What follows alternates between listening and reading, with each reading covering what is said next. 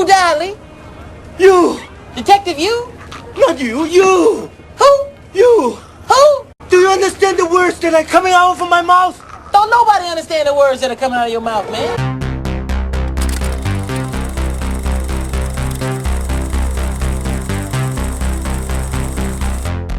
Before I get started, I'd like to kindly ask that you hit the like button, and please subscribe to the channel for more content just like this. Come on, push the button.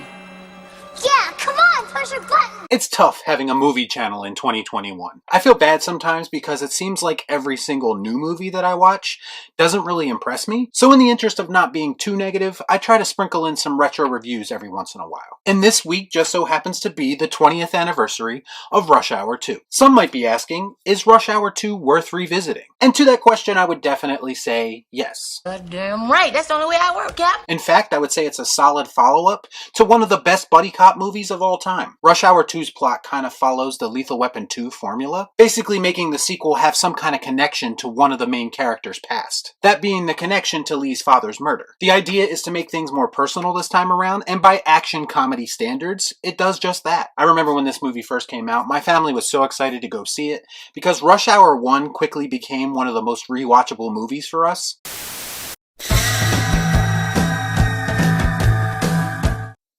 One, two, three. That's the stupidest combination I ever heard in my life! It was such a great pairing to have Jackie Chan and Chris Tucker together. Two people who actually couldn't be more different. One is a gifted cop who takes his job very seriously and can beat everyone's ass. And then you have a cop with a really big mouth that sometimes gets him into trouble. Watch your back.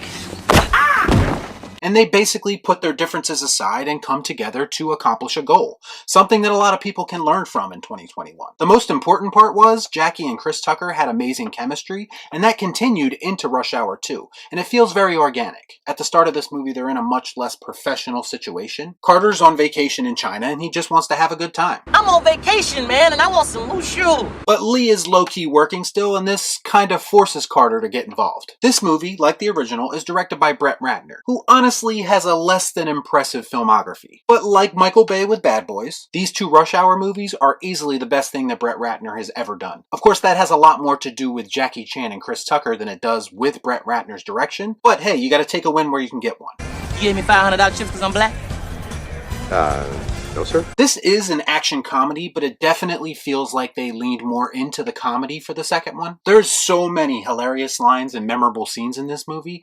Too many to count, actually. You get the nightclub scene where Carter sings karaoke. You get the massage parlor scene. And probably my favorite comedic scene is when Carter and Lee go to get new clothes just before they enter the casino. Jeremy Piven actually makes a cameo appearance here, and it's absolute movie magic. You can tell there was a lot of improv going on in this scene. Watch his sweetness.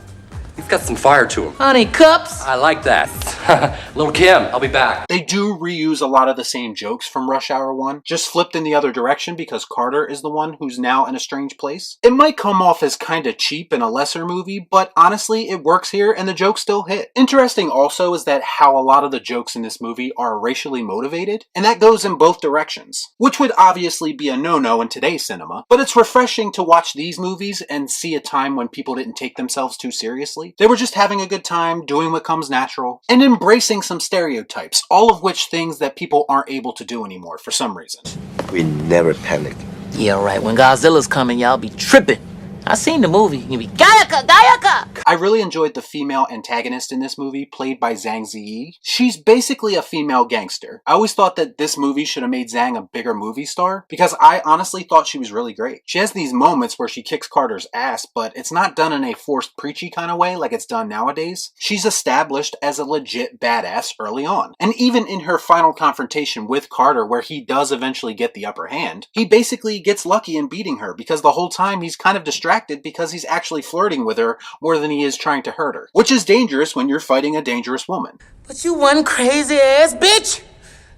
By the way, Carter's flirtatious ways in this movie, it's a very natural thing for males to do, and doesn't necessarily need to be looked at as a bad thing. Also, I forgot to mention I do love Don Cheadle's cameo in this movie. It's so crazy to see Don Cheadle play a character like this, and basically just come in for 5 minutes and then you never see him again. I'm gonna whoop your ass.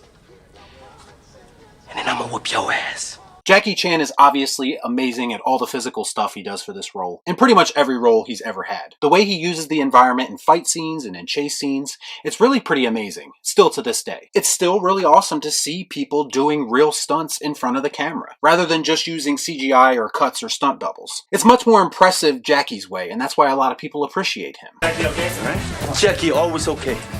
I believe this whole movie is basically about Lee learning to loosen up and to let go of some baggage that he's been carrying around his entire life. And he's able to do that by confronting the man who was responsible for his father's death. Also, they give him a love interest in this movie in the character of Isabella. In any other movie, she would be a love interest for Chris Tucker's character, but they give that story to Jackie in this movie, and that's really cool. It kind of solidifies him as the real star of the movie, and he should be. Carter, this is your city, right? Yeah, this is my titty.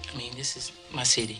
Rush Hour 2 is a solid follow-up that continues the amazing chemistry that Chris Tucker and Jackie Chan had in the first movie. The biggest, most important thing is that I think Rush Hour proves that people have always been accepting of diverse movies, regardless of what people today in the media want you to believe. Nobody thought about that stuff back in the day. We just enjoyed a movie with two very likable characters, and race wasn't really a factor in that. For that reason, I'm going to give Rush Hour 2 the pleased Palpatine. Good.